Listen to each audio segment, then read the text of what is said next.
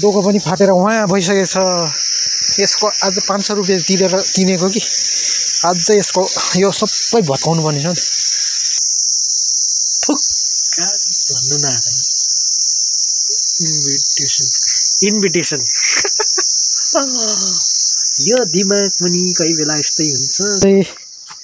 दाइ पनि भइसकिसक्यो हो। हाम्रो चाहिँ काटेकै छैन, हाम्रो त ढिलो। अब फेसबुक कन्टेन्ट मोनिटाइज होइन हो। अब फेसबुकलाई पर्खिबस्दा त बुढो हुन्छ।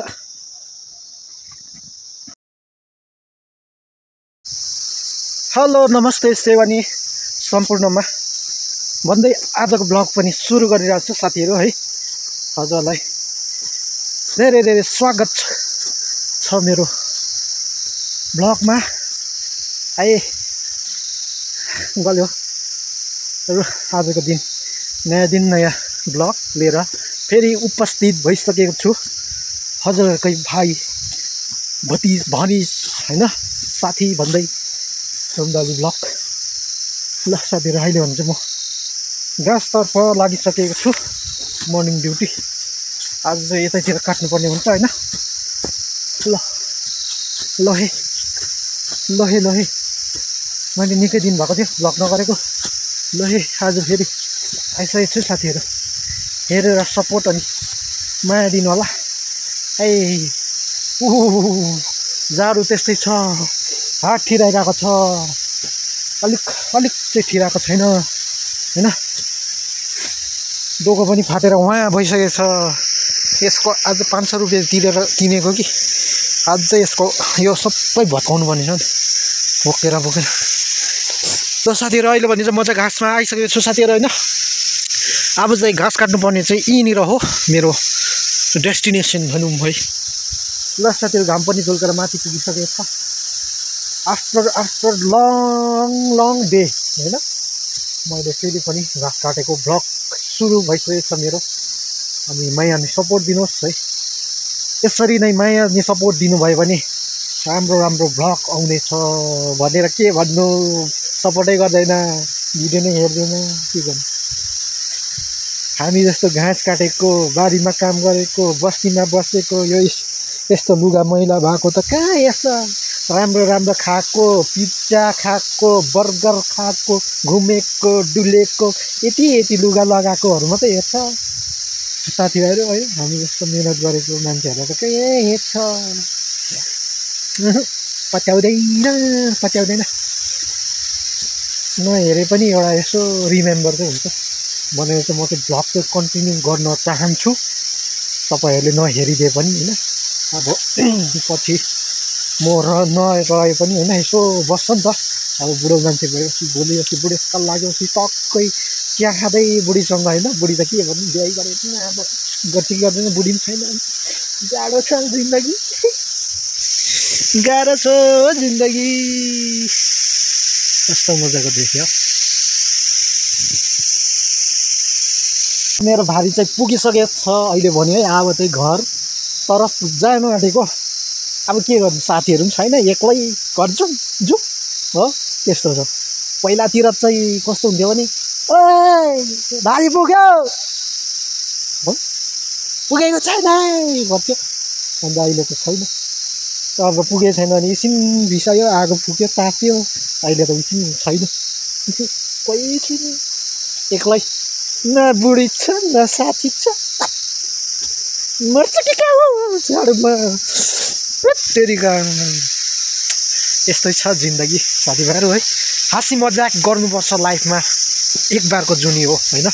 म पनि त्यही भन्दै हाँसी मजाक गर्दै ब्लग बनाइरहेको छु। एक्लै भए पनि केही छैन जिन्दगीमा, एक्लै जिउनु छ, एक्लै जन्मिएको होइन साथीहरू। ल अब चाहिँ म चाहिँ जान आँटेको। अनि यहाँ यो चाहिँ हाम्रो पहिलाको बाटो हो नि त। बाटो चाहिँ छैन छ, सबै घाँसै जङ्गलै जङ्गल। सिक्किमको वन हरियो वन, बाटोभरि सबै हरियो। पहिला चाहिँ यहाँनिर यस्तो सबै चिल्लै छ नि त बाटो छैन अहिले, मान्छे पनि छैन, बाटो पनि छैन, के गर्नु। त्यस्तै छ जिन्दगी हैन साथीहरु। आए अब चाहिँ लाग्नुपर्छ घरतिर तल चाहिँ। अनि हाम्रो धान चाहिँ काटेको छैन, अरू सबैको काटिसक्यो। हाम्रो चाहिँ अलिक पाकेको छैन, नलहरिए छ कि, त्यही भएर चाहिँ काटेको छैनौँ साथीहरु। खेतालाई छैन के गर्नु, बस्तीमा बसेर सब्जी रोप्यो भने मृगले खाइदिन्छ। अनि यता धान रोप्यो यो सबै माथि रुखहरू बढेर सबै चिसोले केही बन्नु दिएन। ल अब चाहिँ लाग्यो। अबुई साथी हो, झन्डै आँखा फुटिने हो झन्डै। यो चाहिँ मेरो फेब्रिक विक के भन्छ फेब्रिक विक। यो चाहिँ दुलो बुझ्दैन, यसो काट्ने हो यहाँनिर चप्प लागेन। आँखामा परेको भए चाहिँ आँखा फुट्दैन। ल साथीहरु, अब फेरि पनि अर्ग्यानिक बाँसको कपहरू बनाउन सुरु गरिरहेको छु साथीहरु। यो फेरि पनि हाम्रो 3 दिनको एक्जिबिसन आइरहेको छ है। पनि साथीहरु 3-4 दिनको चाहिँ एक्जिबिसनको इन्डिभिजुअल के हुन्छ थुक्का भन्नु न इन्भिटेसन यो दिमाग पनि कही बेला यस्तै हुन्छ साथीहरु। इन्भिटेसन आइरहेको छ 3-4 दिनको एक्जिबिसनको लागि है, गान्तोकमै रहेछ यो पालि पनि। त्यसको लागि फेरि पनि काम सुरु भइसकेको छ मेरो कटेरोमा। यस्तै छ कटेरो है, खानासाना खाएर पनि यहाँ काम सुरु गरेर यहाँ दिन पर्छ।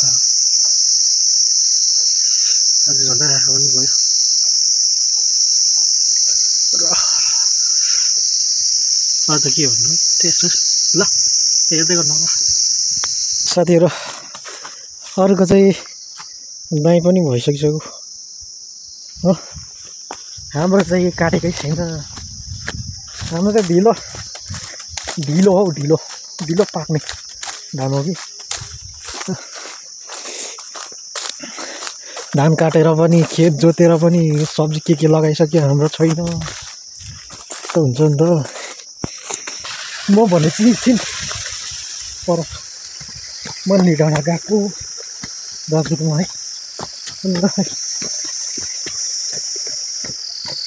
बिरालो सानो छिटो भएको। लु साथीहरु, जङ्गली ड्रेस लगाएर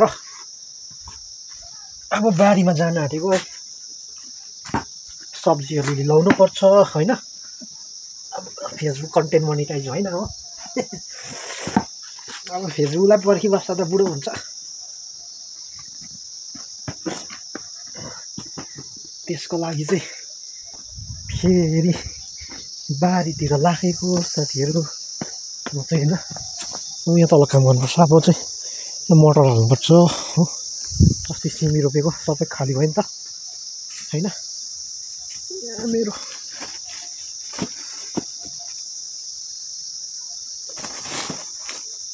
पन्जा त लाउनु पर्ने, पन्जा छैन। किनभने टोपी लगाएन भने चिसो लाग्छ हो।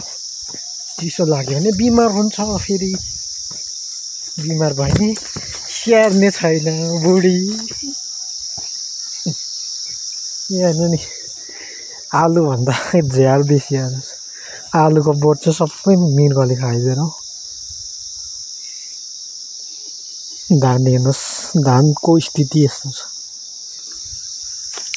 अब चाहिँ म यहाँ बारीमा आइसकेको छु साथीहरु। यो चाहिँ चिरिक्क सफा गर्नुपर्छ हो। सिमी सबै निकालिसक्यो, अलिकति छ निकाल्नु। अनि यहाँ चाहिँ अब फेरि मटर रोपौँ भनेर चाहिँ यहाँ सुरु गर्न लागिरहेको छु साथीहरु हैन। ल पन्जा ल्याएर ल सुन्तला कोकोला खानु मन छ कन्ट्याक्ट गर्नुहोस् है एकदम। अब सुन्तला त अहिले जति पुरा सिजनै हो, सबैकोमा हुन्छ हैन। जसकोमा छैन खानु मनपर्छ नजिककोले कन्ट्याक्ट गर्दा हुन्छ। यहाँ सुन्तला पुरा छ, खाने मान्छे छैन तर एकदम गुलियो छ,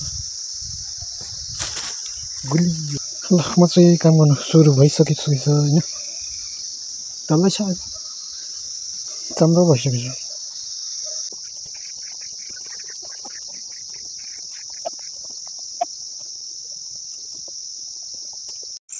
ल साथीहरू जुन पनि मजाको लागिरहेको छ ल अहिले भने चाहिँ अब मेरो नाइट ड्युटी गएको है साथीहरू